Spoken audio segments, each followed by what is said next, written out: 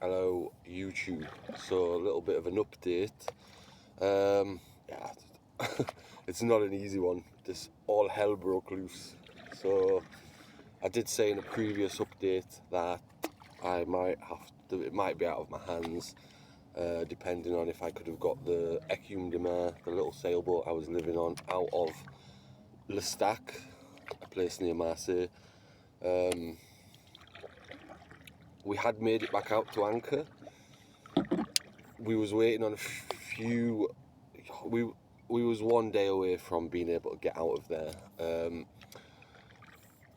Thanks to some of you guys, I had enough to get the exhaust elbow.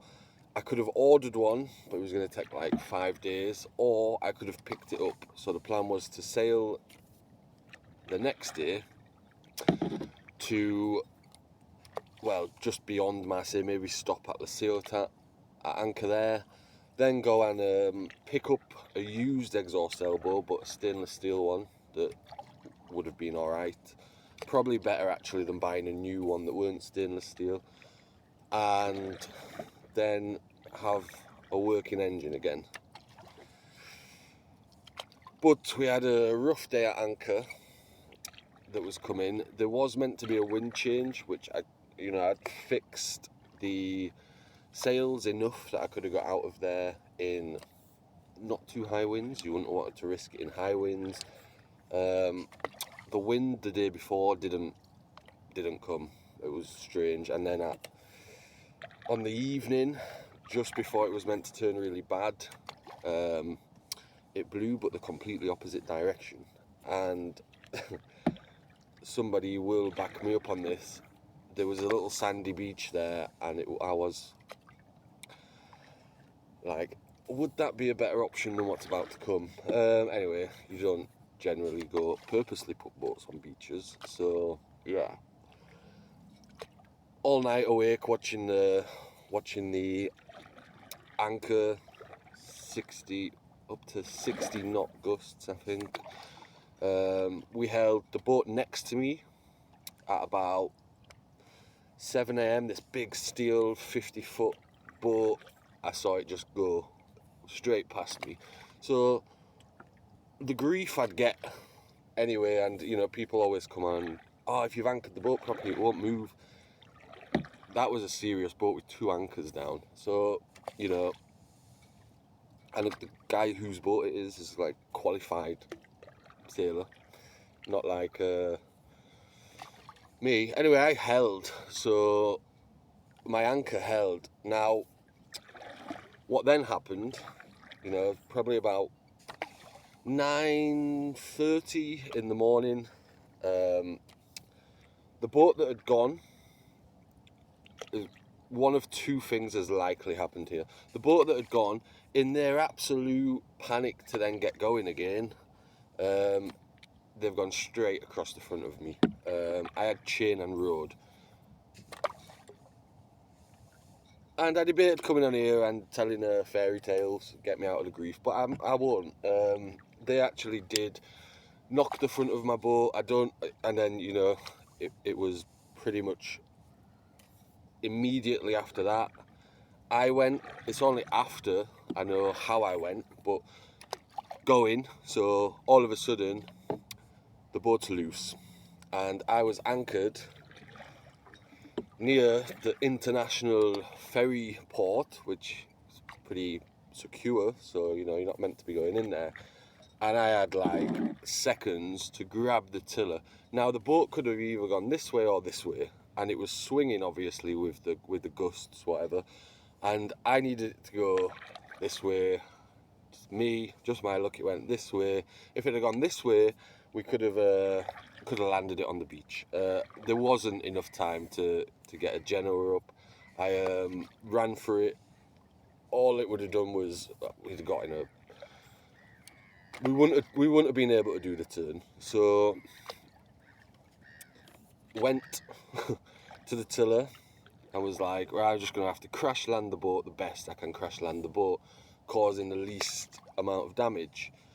In my head, being on a boat that's about to hit some rocks, you've kind of had it in your head all night, like, is it going to hurt? Like, what's going to happen when that if that happens. Anyway, they saw a little gap which looked the best to put the boat.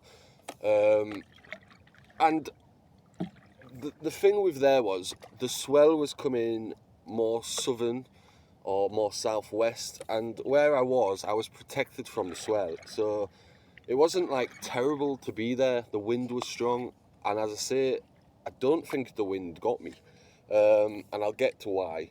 But yeah, I'm aiming for this like little bit that looks all right, trying to steer, but obviously the wind's pushing.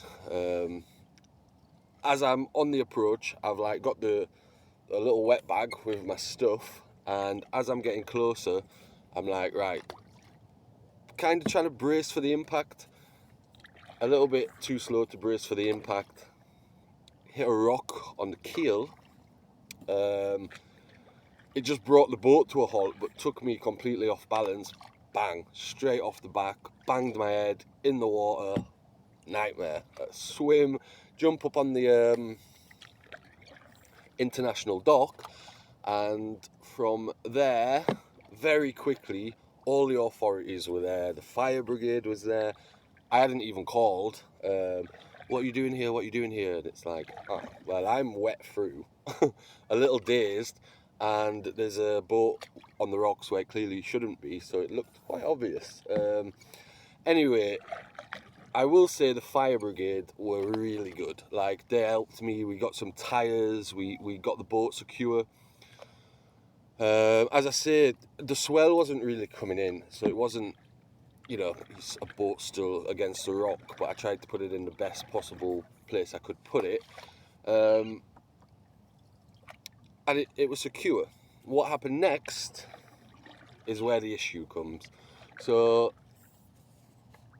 I'm not going to say by name. I'm not going to... I feel like I should, because... Yeah, should I? I don't know. But the authorities come along, the port authorities that look after the ports, and straight away everybody else has been really helpful, and they come along with just attitude, I guess, like, you shouldn't be here, blah blah blah. And okay, that was the first part. Then the initial thing is, I'd banged my head, and in the process of like all these ropes, grabbing these tires, trying to secure the boat, I was doing it, but I was a little bit, I don't know, maybe a little bit in shock. Like, I'd just been in the water, I was kind of going off adrenaline, swam to the side, and it's then that some people in France, the fire brigade and the ambulance are kind of the same thing. So they're like, we need to like check you out. And I think I was freezing, so like I was shaking a little bit, whatever. So it made me take all my clothes off, put one of them tinfoil blankets on, which I don't know if you've ever used one of them, but yeah, it's just blowing off me like while I'm sat in the back of the ambulance, well, car at the beginning. And while I'm in there trying to talk, now I'll be honest and say that Marseille authorities, I have a boat that ended up on the beach. My name's linked to that boat, so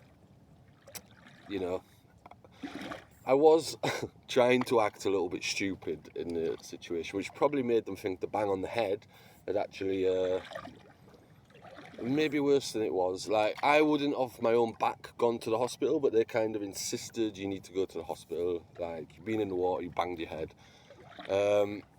While I'm in the back of there, the authorities come over and like, we can tow your boat for you, but you need to pay. Like, it's just putting it there straight away. Like, no kind of like,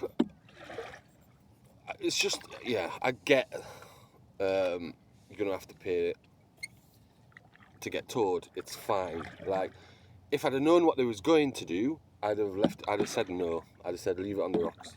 I'll come back and get it off. There was another boat there with a dinghy and an engine. Could have been pulled off there. Not. It wouldn't have been that hard. It wasn't wavy. It wasn't getting like thrown against the rocks. It was tied onto the rocks, and it was fairly secure. Like, but they said to me, "We will tow you into the port. You're going to have to pay." So I said, "Look, what could I say? I'm like, I can pay it at the end of the month. Or send me the bill, I'll pay it. They're like, well, we just need to agree, but we can't tell you how much it's going to be. It could be any amount. And it's like, well, that in itself's a little bit, you know, it could cost anything. Like signing a blank check, you know, because somebody's kind of in need. But whatever. I didn't really. I just went, yeah, okay, like, okay. Where will it go? We'll write it down. But we're going to put it in a port for you so you can get it sorted to get back out. I'm like, okay. I go off to hospital. And if you want to hear what happens when you go to the hospital in a tinfoil blanket, way away from where you live, I'll let you know in the next little update. Anyway, get back out of the hospital, fine. Go to try find which port because nobody had wrote it down for me. And I saw, as soon as they ragged the boat off the rocks, like the solar panel came off. Yeah, they literally just... It wasn't a delicate operation. Anyway, whatever. It gets ragged off the rocks, and I go to try find which port it's gone in. So there's a number of ports where the boat was. So go to port 1, it's not there. Go to port 2, it's not there. Go to port 3, it's not there. And I'm like, where is it? And I'm in my head, I go, no, they won't have put it where I was in January, because it was them exact people told me a boat can't be here, it's too dangerous, you need to leave, bad things have happened to boats here. So I'm like, they won't have the same man was the one coming in January telling me, go, like, it's not for you here, it's dangerous, you need to leave. There's no way that man is going to put me right back on the abandoned shipyard hell wall, surely. Walk over to the abandoned shipyard hell wall. See my boat there, wide open. You know, it's one thing to say we're going to put it securely in a port. So if you're agreeing to that, okay. But to just go put it on a wall that's renowned for people just stealing stuff, and I'll get to it, but way worse than that, and leave a boat just unlocked, you know, it'd been a couple of hours while I just weren't there. My stuff was still inside. Like, I had a wet bag with my emergency stuff on, but all my stuff was in there, and it weren't like hidden, because obviously I wasn't planning on leaving a boat unlocked. So that, initially, I'm like, what on earth? Anyway, obviously the boat's been through a little bit of hell, so inside's an absolute crisis. And you know, I'd not slept the whole night because I was watching the anchor, in case I needed to react. Speaking of the anchor hadn't dragged. I had a combination of chain and rod. So if there's a lesson in this, for me anyway, I wouldn't use chain and rod again. I made sure I had enough rod, you know, for what I was meant to have. Compared to chain, I still had quite a lot of chain, and I used anchor rod. Now, it didn't... You could see the end of the road. The anchor's not there anymore, the chain's not there anymore, and it wasn't cut. It kind of looked more snapped. Now, you wonder if something caught it when the boat went across the front of me, or something unsettled, or it can just snap. You wouldn't... Yeah, chain's likely not going to snap. Anchor rod, I don't know. It's designed to not snap, you know. It wasn't a heavy boat, it was a really light boat, so I'm not entirely sure what's happened there. It just seems weird that the boat went across the front of me and then suddenly I'm gone. And that's the issue there too. Is the night before I wanted to move the boat over. There was a little bit of wind out. What they'd done the night before had the front anchor out and the back anchor out, and it just blocked off an entire part that I couldn't go into because I was going to swing. So the fact they then came off the hook and came into me when I purposely couldn't go over to them because they was taking up all of the space, because there was a little bit of beach there. So I'm like, if the wind's going to come from over there and I'm going to drag, I'd much rather land on that sandy beach. So the fact they're the ones that came over across the front of me, you know, it's a little bit annoying. I don't know if the person from that boat actually watches this, because I've had a beer with him before, so he wasn't actually on his boat at the time, but he'd directed his crew what to do or whatever. They were trying not to hit the beach. I understand the panic. It's a big boat, and they were trying to move it. And I don't know if for fact that's what happened. Maybe the road just snapped, but yeah, that's the anchor hadn't dragged. All the rest of it, no deck hardware had come off. There was just a snapped piece of road. So it's the last time I'll be using road and chain. Previously, I just used to always have chain, but at the time, it was what I could get hold of was the combination of road and chain. So, you know, you live and you learn. Yeah, ideally we weren't there anyway, but you know, I'd said that the things on that wall had got pretty bad, and in order to leave there, I didn't have a choice. The police came, told me if I weren't gone in 2 days, they was going to confiscate the boat. I don't think they can do that, but there was a real sense of you aren't allowed to be here, and I will go a lot more into that in a future thing, because it was scary. A lot of stuff happened that was quite scary, to the point I'm then on this wall, which is worse than the bit I'd just been on before. It's the bit I was originally on, but it's now spring. So night one, I've gone, oh, sorry, the man came back from the authorities, and I don't know why he came originally, just to check that the boat had been put somewhere. And I said to him, I thought it was too dangerous for a boat to be put on here. And he was like, yeah, it is. We advise that you just really quickly get the repairs done, and if it takes you a few days, we advise that you lock the boat and you don't stay on it on a night time. Because allegedly they'd had an issue not that long ago where a boat had been set on fire, which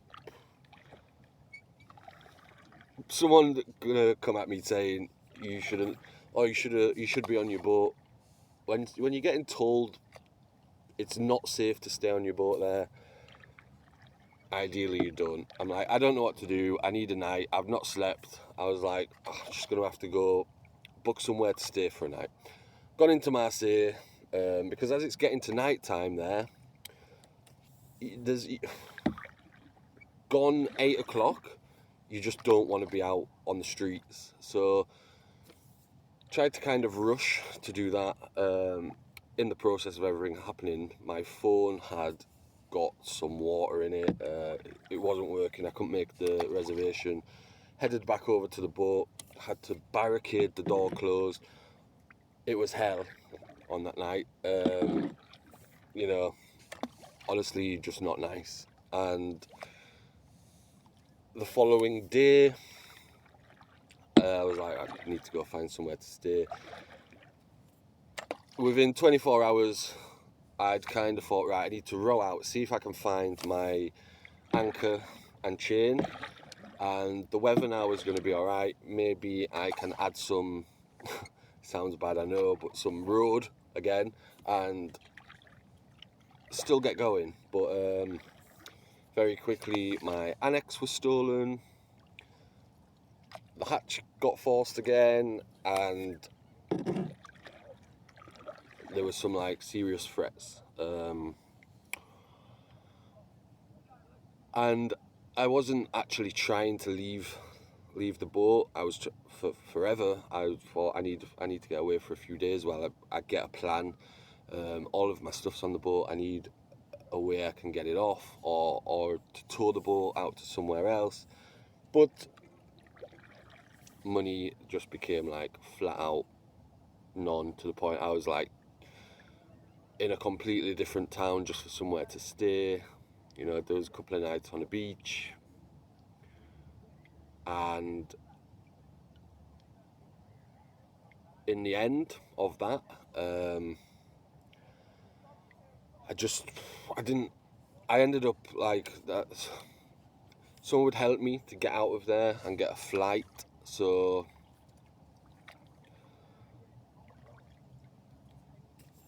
even with that, I was like, well, there's only so many nights you want to sleep rough, if you like. I did manage to stay at a few people's house, but you know that was temporary. And in in the mix of all of this, like an option had come up in England. The option in England, if the boat was working in France, I'd have likely still taken the option in England. But I was kind of without any choice. I needed somewhere to sleep, to be honest. And I didn't have the resources to go and even pack a suitcase or pay for a suitcase on the flight. I just had to take a backpack, and yeah, I'm still bothered about it now. Like, nothing has come up yet and I am aware that within a day or two they'd completely torn off the door for the boat, and there was people inside and just savages, really. It's not nice. It's not a nice place. And there's a lot more I could say about it all, but I'm a little off doing it at the minute in case I do manage to go and try get some of my, if there's anything left to salvage. But yeah, the boat actually survived. It was tied up onto a dock. So did I kill another boat? No. And going forwards, what will happen with that? Well, I don't know where you draw the line. It's quite hard to do when you're there, but because the people you'd be doing it about, you'd be worried about what repercussions you might get from that. But that said, I don't know. When people are making it not, I don't know, if you was in a house and this was happening, I don't know what you'd do. The good thing normally with a boat would be you can just move it out of there. It had been bad for months, so it's not a case of I just refused to. The minute it got bad, I was like, I'm not doing it. It had been bad for a long time.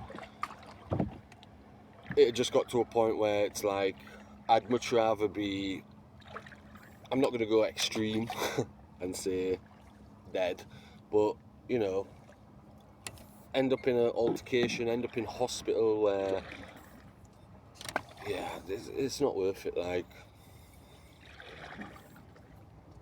might have to completely start again, but that's better than not being able to start at all, innit? Like, but yeah, and just a little update of kind of what's happened with that, because otherwise I've got two choices at the minute. I'm like, I can put off coming on and explaining. I know I'm gonna get. It's lucky that this other boat came up. Really, it should just be like full of excitement, like this really cool project. I guess the way to put it is, for me to go back to England after all this time kind of shows how bad it probably was. So I'm going to leave it there. If you've got any questions, yeah, I will explain more about parts of it. And yeah, stay tuned to hear what happens when you go to the hospital in a tinfoil blanket. But if a bunch of stuff is lost, well, life goes on, doesn't it? And yeah, not giving up. So that's that, I guess. But anyway, thanks for watching. See you next time.